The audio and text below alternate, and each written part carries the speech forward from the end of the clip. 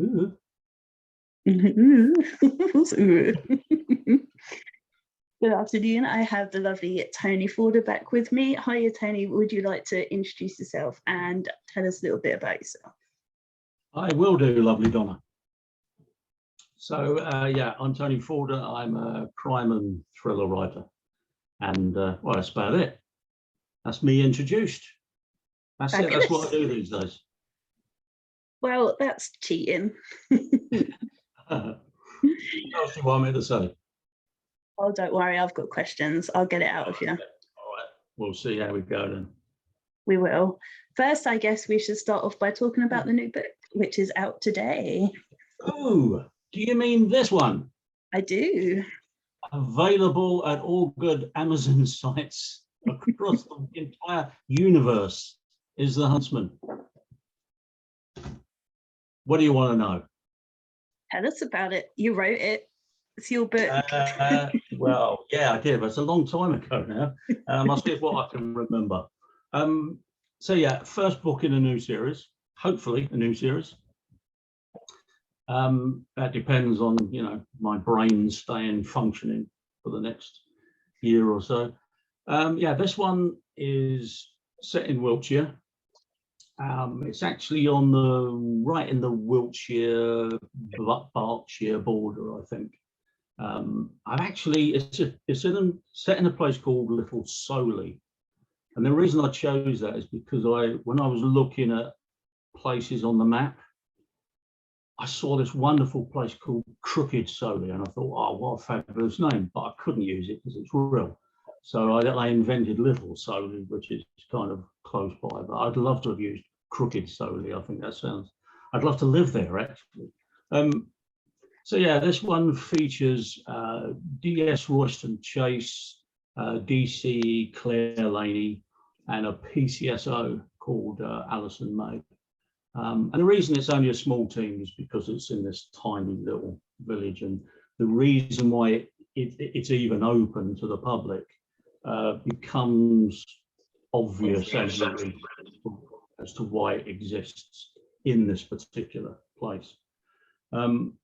And essentially, it's about the sort of terrible, dark desires of certain kind of people, and how much they can get away with because they're wealthy, or of some kind of substance.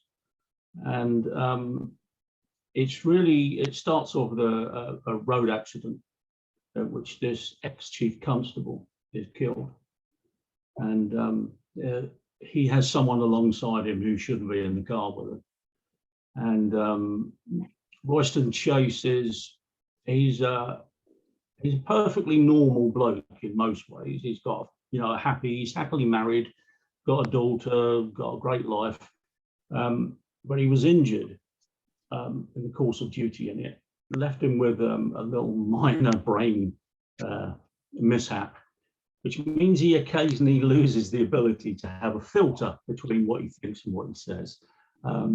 So that's his kind of little, a little thing about him that is out of the ordinary, should we say. And he finds himself in the midst of some strange conversations because of it. So he gets involved in this case, and basically because of who the man who was killed, people don't really want him to go into great depth in this case. They want it done and dusted and out the back door. But he soon finds there's more to it, especially when it links to something that happened when a girl went missing 20 odd years before. And he's landed with this DC Claire Laney, supposedly there to assist him, but she's coming towards the end of her career and she doesn't give a crap about anybody or anything, as is fairly obvious in their first meeting. And it's essentially about the two of them just deciding, screw you, we're not going to let this one go. And also because the subject matter is so awful and so dark that they they feel as though they can't let it go. They've got to find out what happened, and they definitely want people brought to justice because of it. So it's, in some ways, it's a very dark subject matter. At its core, it's dark and grimy, and you want to have a shower afterwards. But it doesn't, I don't think it really reads like that. At least that's the intention. The intention was to kind of drip feed information to the reader, to kind of let them know as the book goes along what's happening and who these people are, and, you know, how bad it might get. And so it's kind of revealing some groups get up to, some kinds of people. Right, somehow. Well,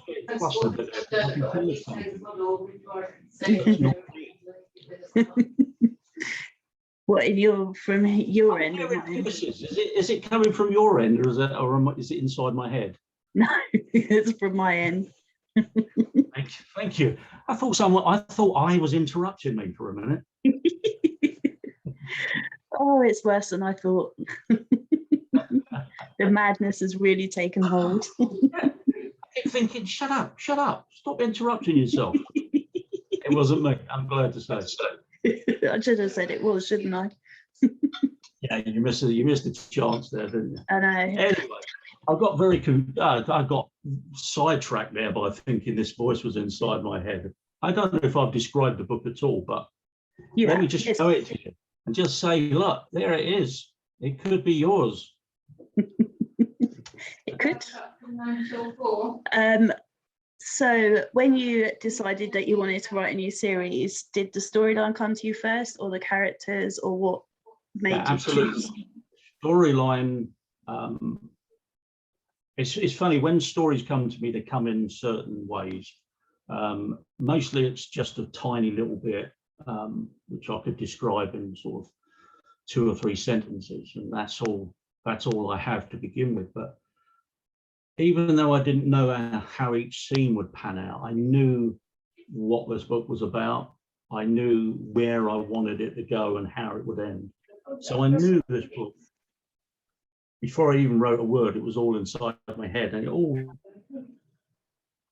kind of came to me and stuck and sat with me for about half an hour. Yeah, that's a really horrible story. That's a really horrible thing, but I know it goes on and I know it's real. But I didn't want to tell it as it was, because it would have been easy to go down the route of being graphical about it and telling the real nitty-gritty and telling all the ugly side. But I wanted people to realise the ugly side rather than have it thrust in their throats. Once I knew the story, sorry, I can hear those voices again. I'm just going to turn this speaker down a little bit. So once I knew the story, I thought, okay, so how's this going to work out? Is this a Bliss book? And I sat with it for a little while, and I thought, no, this feels as though it needs different characters. It didn't feel like a Jimmy Bliss book to me. So I had to sit down and think, how else could I write it? Where else, where should I locate it? Because it didn't have a location in my head. So Wiltshire came, fairly quickly, because I know it quite well, because I visit it, on a fairly regular basis. So that was the location dealt with. And I wanted to keep it low key. I wanted to marginalize to a certain degree the characters involved. So that's why I set it in a little place, tiny little hamlet, under the control of the major police force there in Wiltshire Police. So it kind of hung around for a couple of weeks in my head, and I thought, what am I going to do with these characters? And when they came to me, I didn't know if they would work. But I wanted, obviously with Royston Chase, I wanted him to be very different to Jimmy Bliss. Not in terms of their kind of their attitude towards the job, or their kind of search for justice, or their dedication to the job. I wanted those things to be the same, but I wanted their inner character and their whole life to be very different. So that's why I chose to have him as a family man, you know, happily married, and just, you know, a very different character to Jimmy Bliss. He's much happier in himself as a person. And then it was a matter of his partner, and I kind of really thought, I had a vision in my head of what she might look like and what her attitude might be straight away. And I kind of, as soon as I thought it, I started laughing, and I thought of the two of them pitted against each other, and I thought, let's just give it a go, you know, let's try it. So I kind of wrote it with these two characters and a third thrown in as part of the team, but only in a minor way. And I sort of kind of got about halfway through, and I thought to myself, okay, does this work? Would it work better with Bliss and Chandler and the rest of the gang?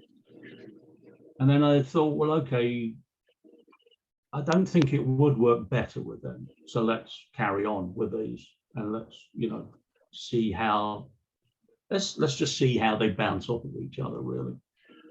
So they grew out of that, you know, and I wanted, because it was such a dark subject matter, I wanted plenty of humor in it as well.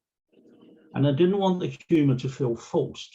I didn't want them to put themselves in kind of silly positions and make jokes of that.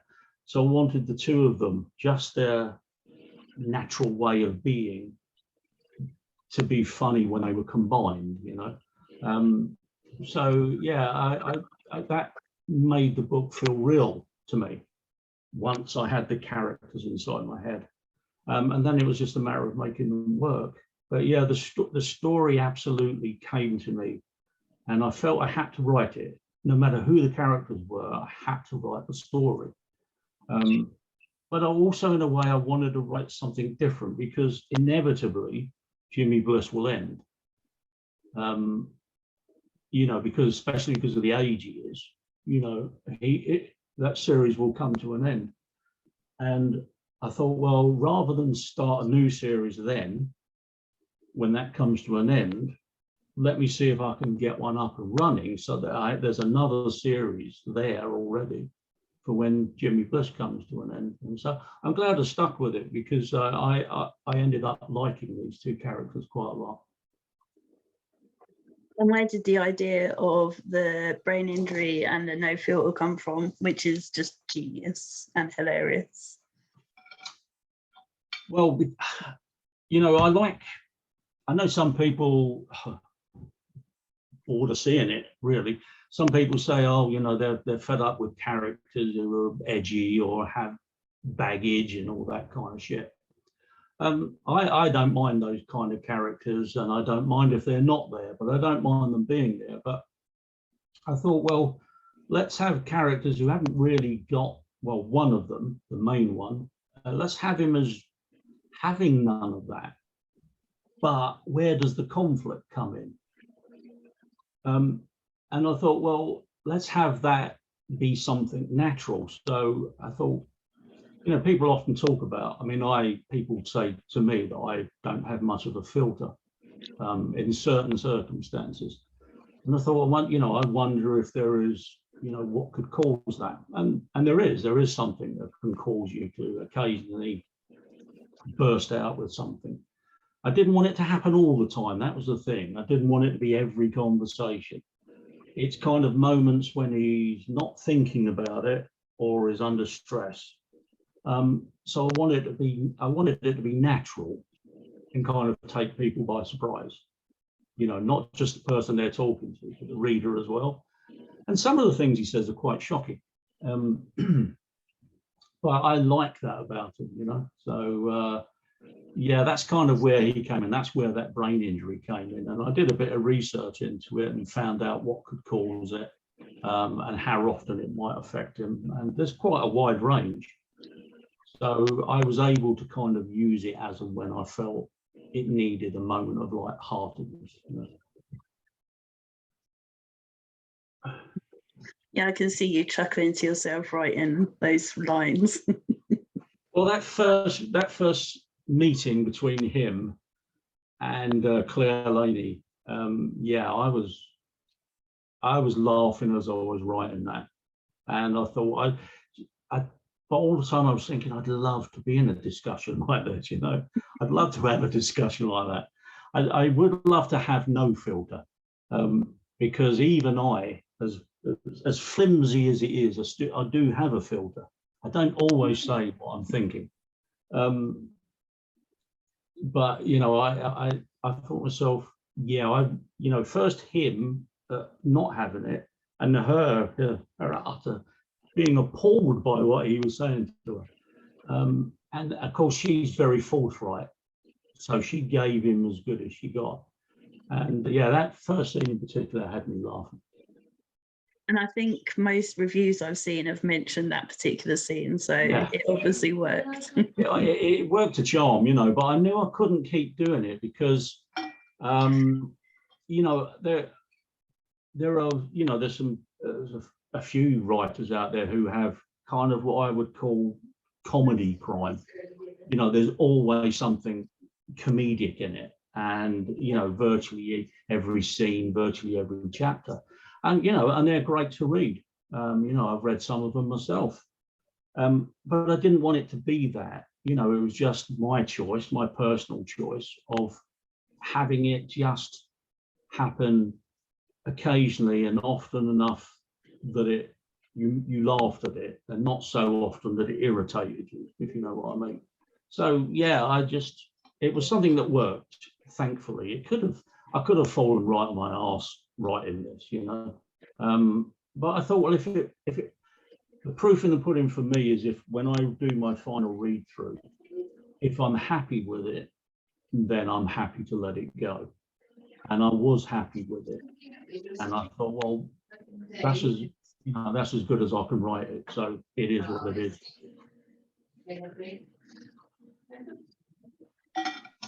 What would you say to your Bliss readers about giving it a go, and what would you say to people that haven't read Bliss? Please read my book. So to Bliss readers, I would say, I suspect you will like this every bit as much.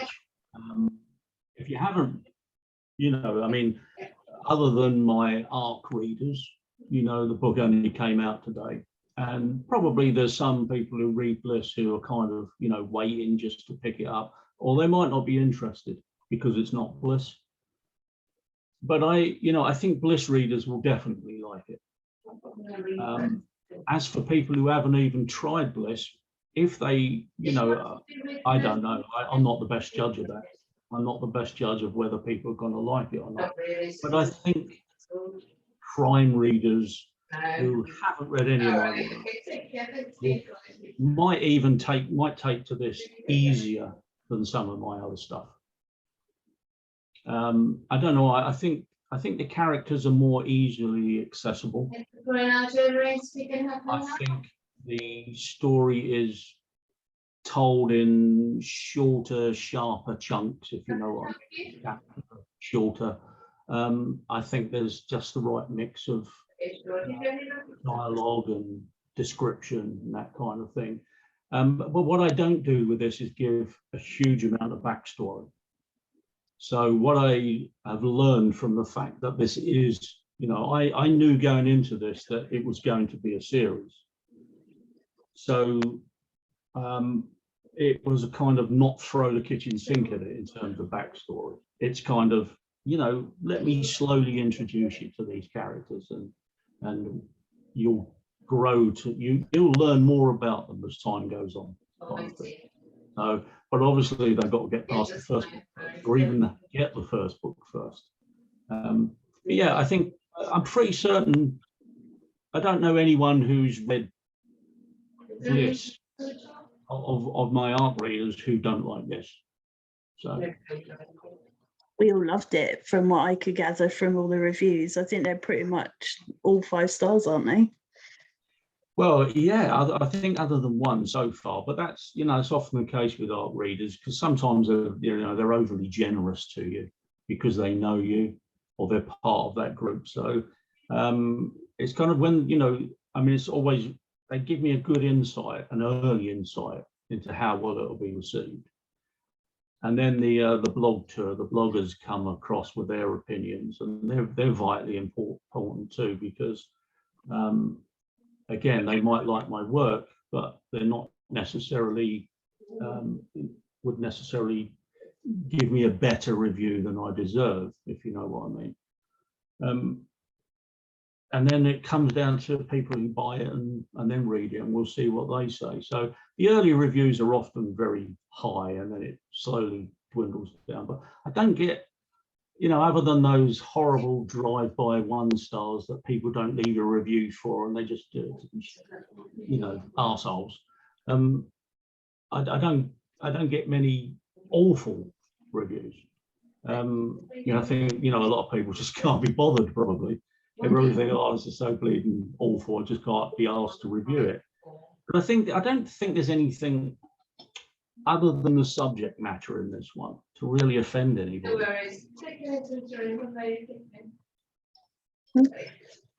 Definitely not. That reminds me of one of my questions actually that I started asking. Have you had any weird or funny feedback On this book? or on any that you've written? No, not weird or odd, but I've had feedback that doesn't make an awful lot of sense. So I always remember this American bloke reviewing Bare to the Bone, and he said, "Oh, it's a typically British book. There's no guns, there's no car chases, and there's no dead bodies." And that was at a time when you could actually respond. And because it was my first book, and I didn't really know, that you aren't supposed to respond, I did just put as a comment, yeah, I mean, you're right. Apart from the fact that it has people being killed by guns, it does have a car chase and it has several dead bodies. You're absolutely spot on. I thought, I don't know. The most complaints I ever got was for that first book, and that was because he had 2 dogs which he kept at home, and people complained that the poor dogs were being shut up at home all day.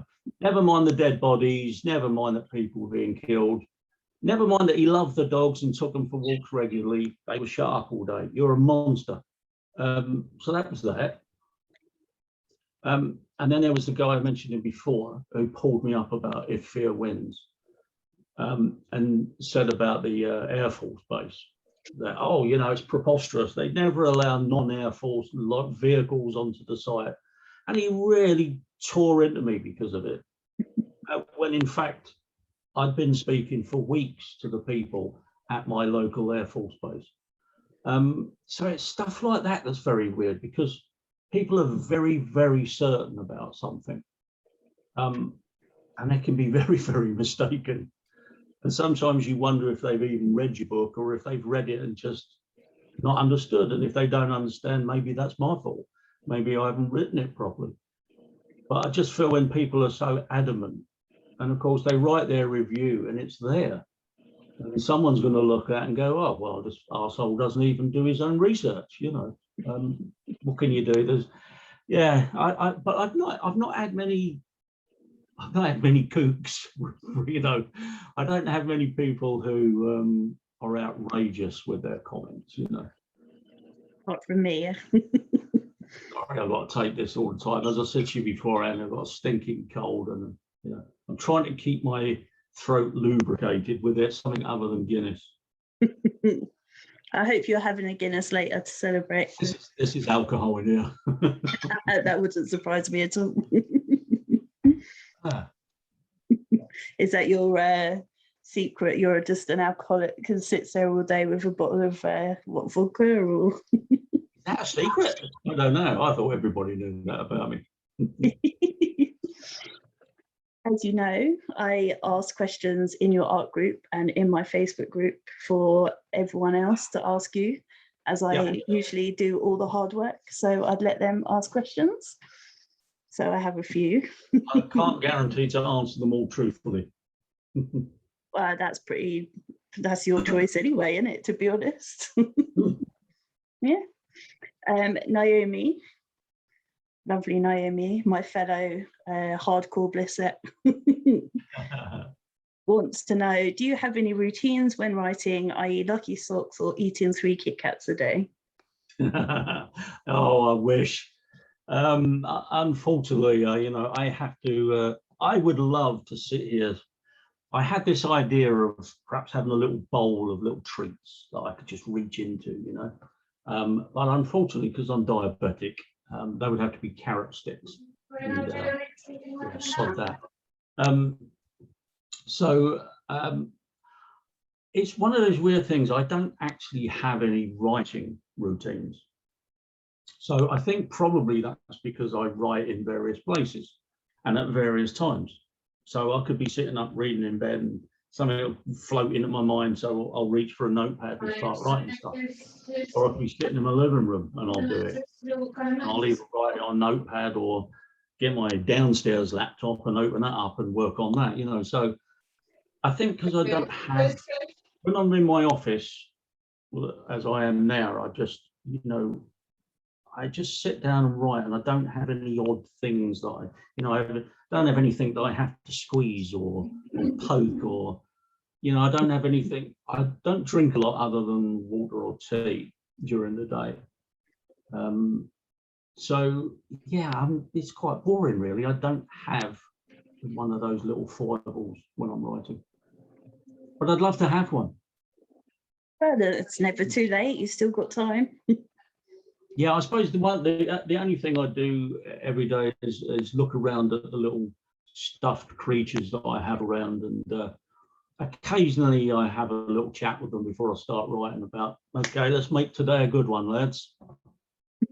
Right, okay. I don't think there's anything odd about that, is there? No comment. I think it was Naomi that asked as well. Both Bliss and Royston are good characters with a sliver of mischief and determination to do the right thing. How much do you identify with these characteristics? Well, the mischief certainly. The determined to do the right thing. I suppose when I was working, the fundamental thing with me, do it right or don't do it at all. And not everyone bought into that. No, not everybody who worked with me or for me bought into that same kind of ideal.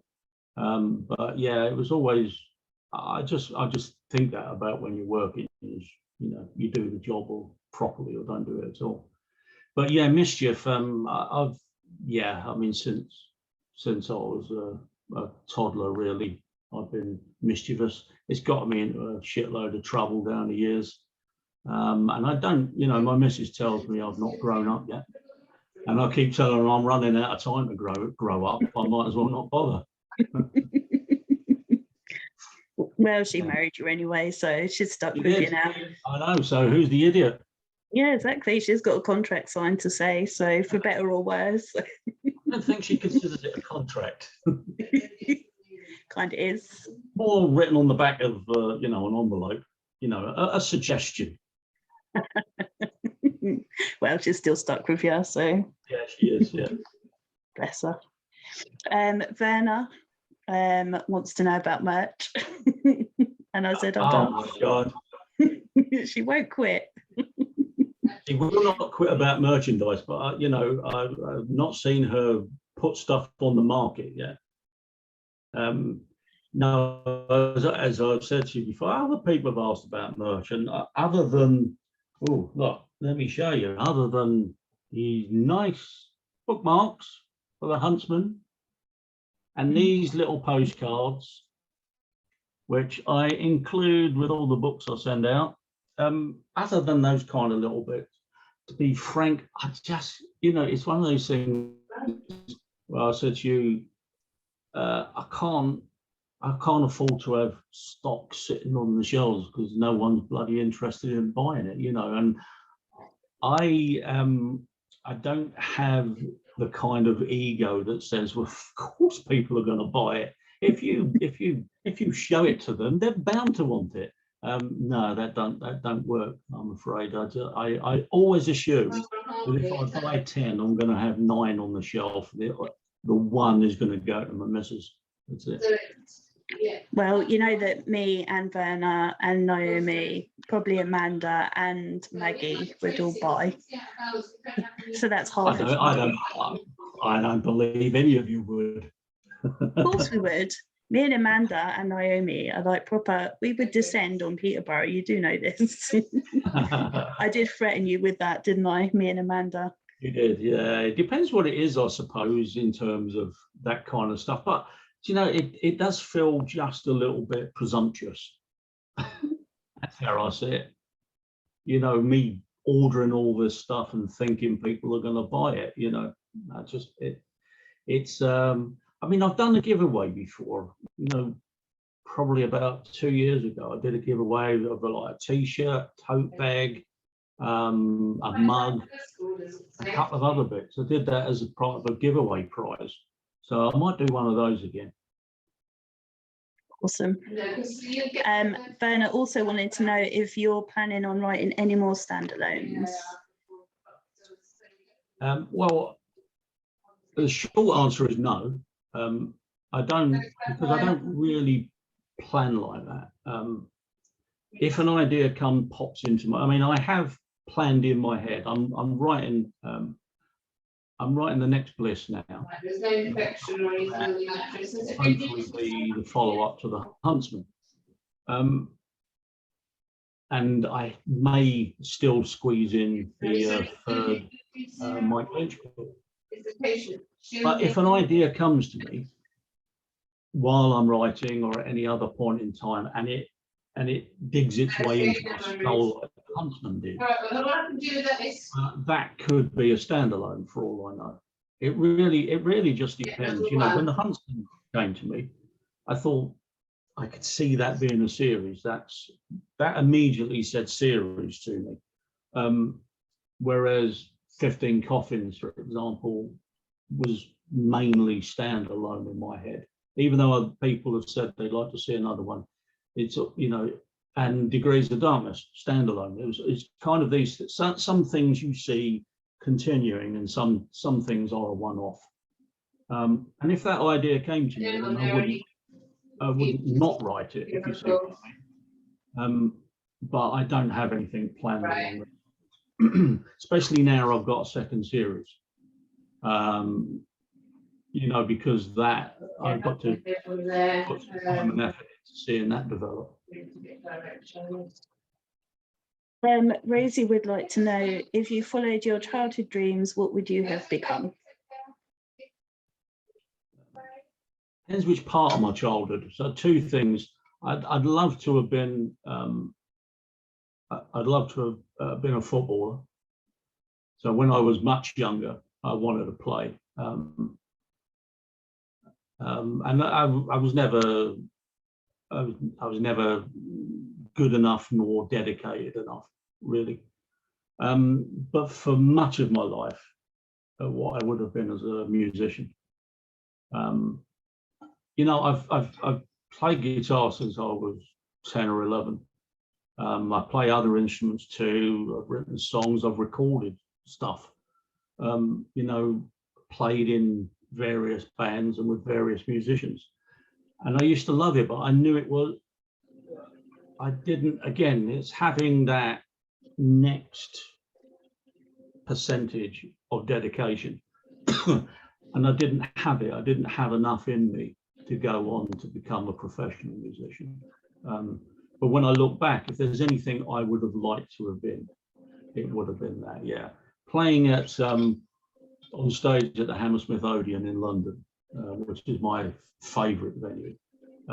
Yeah, I'd love to have done that. She also asked, if Bliss was picked up for TV, who would be your first choices for Bliss and Penny? The Huntsman. Oh, I've never thought about it. Did you say the Huntsman? Well, no, I said Bliss, but I want to know about the Bliss. Huntsman as well. Okay, with Bliss, yeah, I've said about with Bliss before that for some reason Sean Pertwee has always, well, not always, since I first thought about him being Bliss, I can't now get him out of my head. And the only reason is because I saw him in an episode of a TV show called Elementary. And he played a London cop in that. And it was just while looking at him, and I thought, oh, you know, he'd make a good Bliss. You know, he's not outrageously handsome or beyond, you know, handsome. He's craggy, and I thought he was just right. But for some reason, Penny Chandler came to me much earlier, and that was Claire Goose. I didn't picture Claire Goose first. But when I thought who she might be, Claire Goose came into my head, and I don't really know why. But again, ever since that, I've never seen anyone. There was someone in another show called Vexed. He was in the second series of Vexed. I can't remember her name, but when I saw her, I thought, yeah, maybe she. But you know, I don't. To be perfectly honest with you, I don't ever think about Bliss getting picked up for TV because it's just, you know, it's such a wild notion. I'd love it, but yeah, I don't see it ever happening. And what about the Huntsman? There's loads of more famous and better series out there that have never been picked up for TV or have only recently been. You know, so mine haven't been around long enough. Yeah, was it Bridgerton? Was like 20 years ago that was written before that was picked up for TV. So you never know. Yeah, I mean, you know, yeah, but just my luck, I'll be dead when it is. My missus will benefit from it. Well, she needs to benefit from something from being married to you, doesn't she? He does, actually. Yeah, you make a good point. Someone else asked me if you thought that Chelsea would win the league this year. I can't remember who it was, but God, I bet that was Jan Waters. could have been. Honestly, I should have written it down, but I can't remember. Oh, is that a serious question? I believe if it's so. a serious question, the answer is no. At least you're There not you Arsenal fan, I suppose. Yeah, I mean, to be quite honest, there's no other team in the country that I like. In fact, I hate them all with a passion. So anyone who wins it, you know, annoys me. But there's a few that I could go, yeah, all right, you know, if they got to win. It's like I didn't mind when Leicester won it the other year. That was quite good. Yeah. But, you know, it's either, you know, if we don't win it, I don't want anyone else to win it. And, you know, I want the ground to open up and swallow both teams whole in any final that we're not in. I've been a Luton Town supporter. Yeah, well, you know, life gets tough sometimes. My old man was an Orient supporter, so, you know, never saw much success. We got smashed 5-0, and then we sort of had a steady thing. Then we won 5-0, then we drew 0-0. Again, I don't know. Well, you have to remember that when I started supporting Chelsea, and for many years afterwards, they were shite. You know, the mid 70s to early 80s was just a horrendous, and you know, they could have gone down to the third division at one point. You know, I went up to Bolton to watch them play, and we needed to win the game, and just, otherwise we would have gone down. And you know, we won that game, stayed, and the following year were promoted. So yeah, it's yeah, they could have been. You know, I say to people when they kind of, you know, they say, I say Chelsea, and they go, oh, you know, I say, but you know, I went to all those games when we were rubbish, and followed them around the country when we were rubbish. You know? And remember getting segregated when you got off the train, and herded into the ground with horses alongside you, so as you wouldn't drift away and thump someone, although I never intended to do that. I'd say it never happened, but I never intended to. I won't ask. No. Linda Checkley has some quick fire questions for you, so you're not allowed to think about the answers. Oh, yeah, all right. Tea or coffee? Tea. Full English or continental? Oh, full English. Fish and chips or roast dinner? Oh, roast dinner. Holiday, UK or abroad? Abroad. Summer or winter? Winter. Y fronts or boxers? Boxers. Diana Ross or Beyonce? Oh, neither. Fuck them. Bit harsh. Stephen King or William Shakespeare? Stephen King. Book or Kindle? Book. Film or documentary? Film. Cat or dog? Dog. Chocolate or sweets? What was that? Chocolate or sweets? Chocolate. That's it. That's all of them. Yeah, well, I did all right, didn't I? Maybe I didn't think. I know we can't be having that. Good God, God knows what will happen. Oh, no. If I think about things too often, you'll get a dozen answers and they'll all be weird. That happens anyway. It does, yeah, which is why quick fire is quite good for me. Yeah. Perhaps I'd have to change my interview method when I speak to you. Yeah, snap them out and I'll snap them back. No, you wouldn't. That sounded a bit outrageous. Yeah, let me revise what I just said. See, that's what can happen when I just say what's in my head. Snap them Luckily, out and just- I'll snap them back. What are you talking about, man?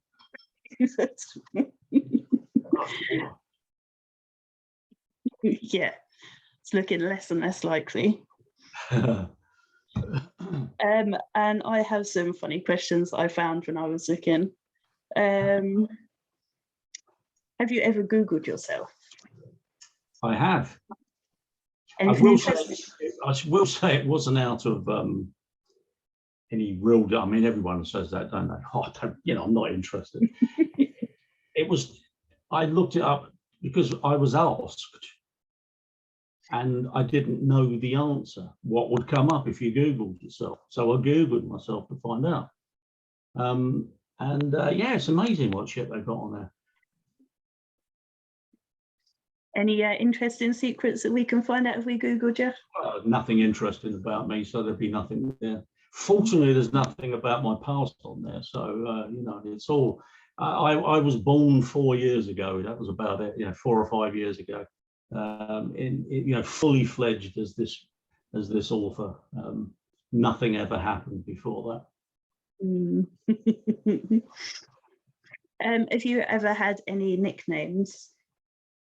Yeah, funny enough, about a month ago, I mentioned this to my wife, and I'd never told her before. When I was a kid, I was called Budgie, and the reason I was called Budgie is because there was a character on TV played by Adam Faith called Budgie, and he was a bit of a Jack the Laird. And, I won't deny I was a bit of a Jack the Lad when I was younger. I was, nobody would have liked me then. I didn't like myself. And, but people kind of, because I wore the same kind of clothes as him and my hair was the same as him, which was long. And it was really long in those days. And that's the only nickname I've ever had. But it was, Budgie. If you were to become a leader of a country, what's the first law you would introduce? Oh my God. Depends what country, I suppose. Free ice cream for everybody. Men, food all the time, nothing else. Okay, then what's the most unusual thing you've ever eaten?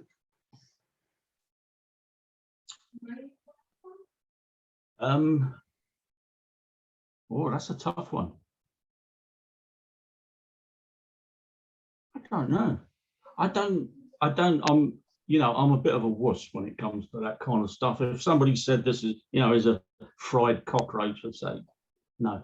I was watching Michael Palin's adventures recently. I saw them donkeys years ago. I watched them again, and the rubbish that he eats or drinks. There was this drink that he had, and the guy told him after he'd had a sip of it that it's made, instead of fermenting with sugar, the women of the village chew it first and then spit it out, and that's why he was drinking. So stuff like that. No, you know what? I don't think I've eaten anything outrageous. I've chanced a few greasy cafes in my time, greasy spoons. There was this cafe we used to go to in Walthamstow, called it was called Ron's Caff, but we used to call it Bottlers O'Malley. But we still went there. Now, I don't even begin to understand why, but we all, whatever you ordered, it came up swimming in grease, even if it was porridge, if it was toast, swimming in grease. And we used to eat it and we used to love it. And then we used to get ill afterwards. But we'd go, the following Saturday before we went down the record shop into Ron's Caff. Yeah. So that was chancing my arm, believe me, because I've no idea what he served up in sausages.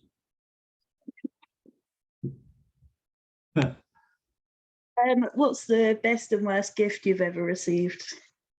Best and worst gift? The actual person. Blimey, these are tough ones. I know. I mean, I could really hurt someone's feelings. I'm on interview number 5 now. I need to bring something extra out. Oh, I don't know. Can I come back to that one?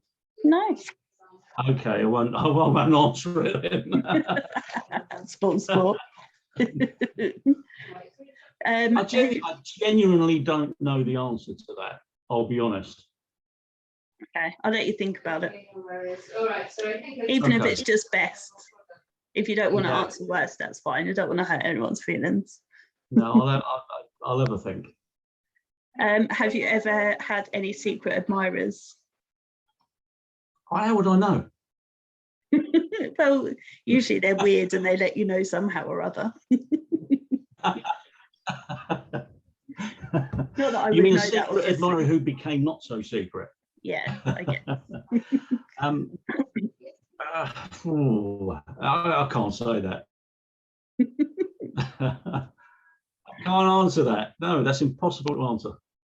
I'll ask you after we finish recording. Yeah, okay. I'll give you an answer then. What's something you'll never do again? Another bloody interview. You love me too much to say no. Actually, you asked me. Something I will never do again. Have a healthy back. Climb Mount Everest. No, didn't do that before, did I? Something I'll never do again.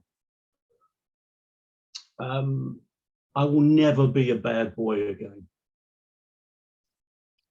That implies that you stopped at some point. I stopped yesterday, actually. Liar. Can't get up. I don't believe that. It's an interesting question, though. What wouldn't I do again? Because I didn't like it, or that's the way my mind works. I'm kind of thinking all round it now. What's the permutations of this question? How deep a hole could I dig myself? What will I never do again? Well, I'll never go on a first date again. There you go. Cheating answer. I'll never get married again. I'm sure I will be thrilled to hear that. Yep. The current Mrs. Forder will be thrilled. Bless her, poor soul. Okay, I'll stop asking you horrible questions now, and I will ask you which I'm sure everyone will want to know about the new bliss, if there is one.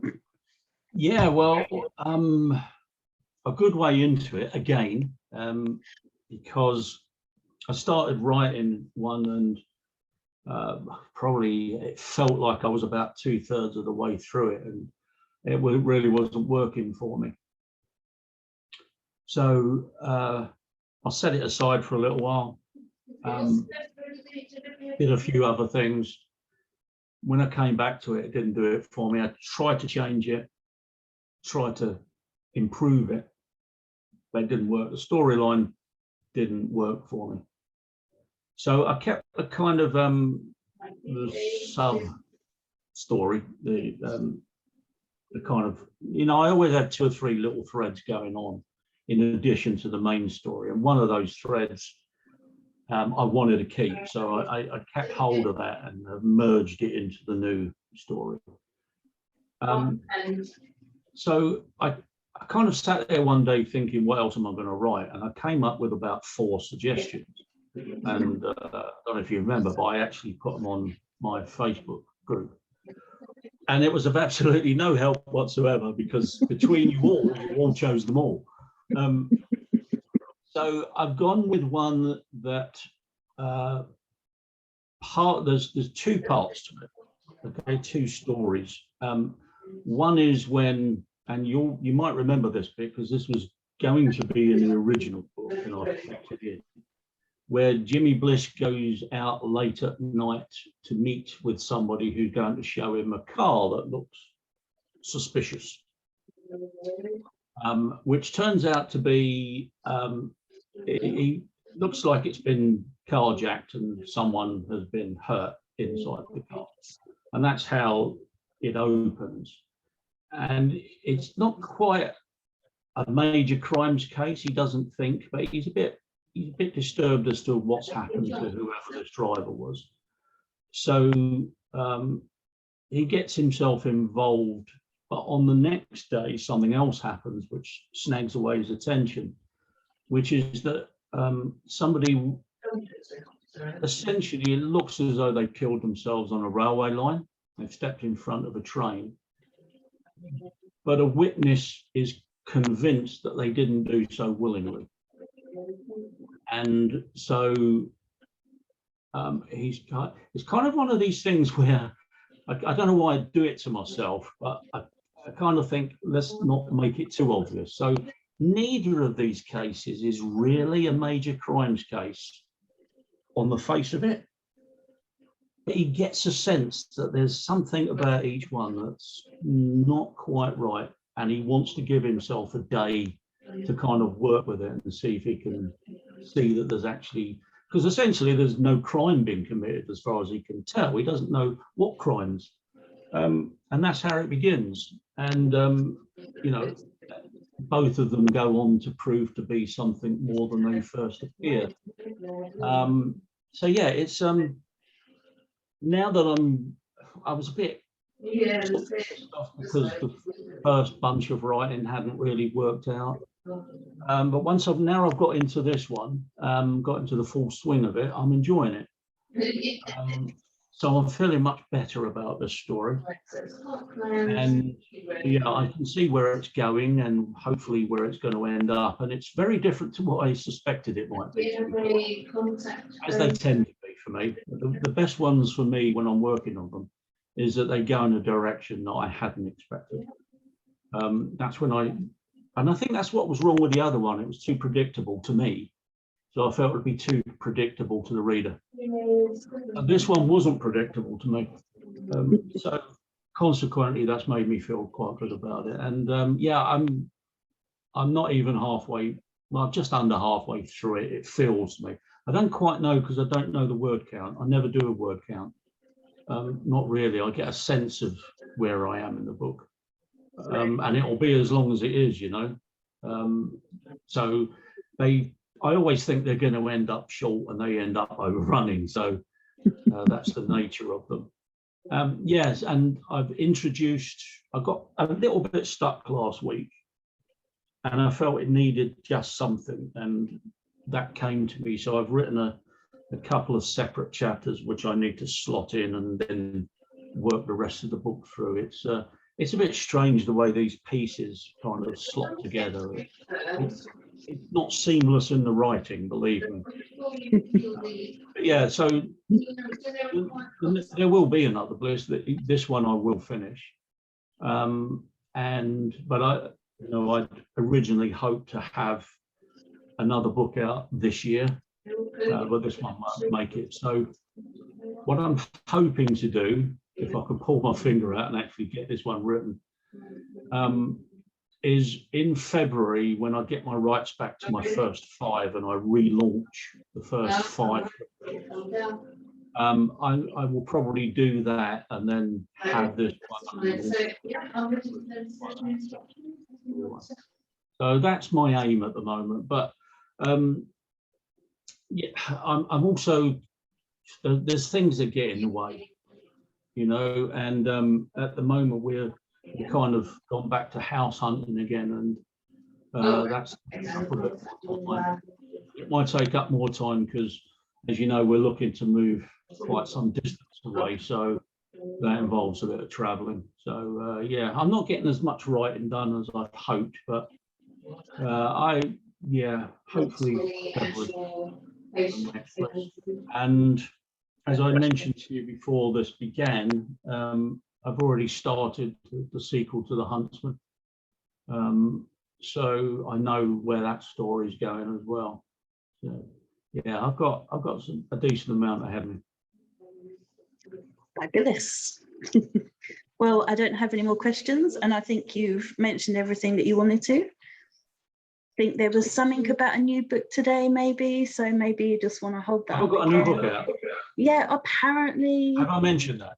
Amazon, I'm not sure if I've mentioned it. Hold on a minute. Yeah. Just in case I haven't, this is my new book. I don't know if anyone's seen this around, but that is the new book. It's called, what's it called? It's called The Huntsman. It took me by surprise there for a moment. Yeah, I don't know what it's about, but supposedly it's all right. Yeah, it's all right. I urge everybody, and I mean everybody in the entire world, to go out and buy it. And I second that. Yeah. Because I loved it. Apparently, quite a lot of people living in India are now into my book. So that's, yeah, I mentioned that the other day because it kind of came as a complete shock to me, because America has always been my second biggest, followed by Australia,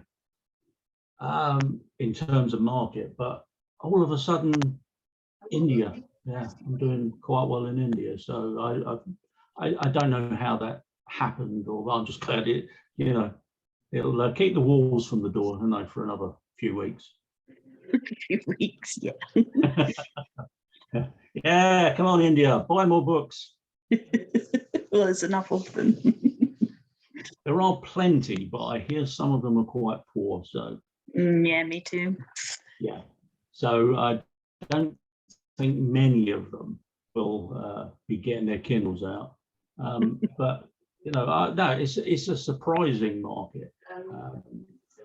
I'm aware that India exists, but I wasn't aware that they knew I did. Well, there you go. See, now your Very head's nice going to be even bigger. You had to get it in, didn't you? You had to get it to head size. But you can see me on screen. My head is in direct proportion to my shoulders and the rest of my body. But somehow it has to contain this massive brain. And ego. Which is empty. I mean, there's only one brain cell in it. You can hear it rolling about. It's like one of those little dice tumblers that, you shake. I go like that, you can hear my brain cell rattling. But it's a very, very big brain comprising of a single cell. Yeah. Yes. Now I've managed to sneak that in. Then that's all I have for you. You said you weren't going to, I believe.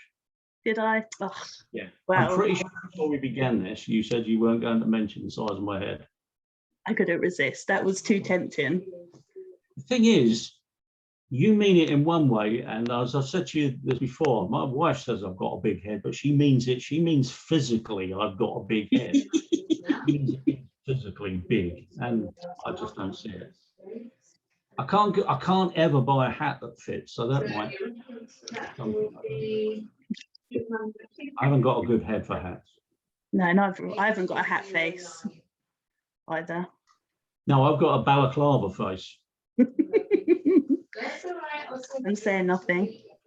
And And you've before already we said go, the head business. You've said enough. before we go off on random tangents, would you just like to remind everyone where they can find out more about you if they so desire? And who wouldn't? Well, on my website, of course, what's it called? TonyJForder.com. There's a few good links there, one of which is a link to a link page. And that shows you all my links to my Amazon author page. It has links to fantastic fiction and what else has it got? Facebook, Twitter, all that kind of stuff. So it's one page of links, and there's a link on my website that'll take you to that if you need to know more stuff. But the Amazon author page is always pretty good because it shows my series in order and stuff like that. But you know, obviously, you know, anyone who wants to go to my website, and especially if they want to sign up for the newsletter, please do. TonyJForder.com. Yes. And on the front page, you'll see this. Now, this is a new book I've written. Oh, you've written a new one. You should have said, man. Well, while we've been talking, I've been writing this book, and it's called The Huntsman. Yeah, I just thought I'd mention it because I don't. Yeah, no, I think we skipped kind of over skipped under it till this point. Yeah. Thank you very much again. It's always a pleasure. Well, you're very welcome. Thank you very much for entertaining me and having you on your fabulous show once again. And yeah, I look forward to seeing it on the YouTube and then stealing it to put on my channel. Oh yeah, that's the other link, YouTube channel. Yeah, you're so For good at this all my promo stuff, aren't you? interviews mostly with you. Yeah. Oh, can I promo something? I just want to promo one thing, if you'll just bear with me. Yeah, next Wednesday, on UK CBC, 7 o'clock with Sam. So Awesome. that's next Wednesday. I shall put that out across social media just so people know.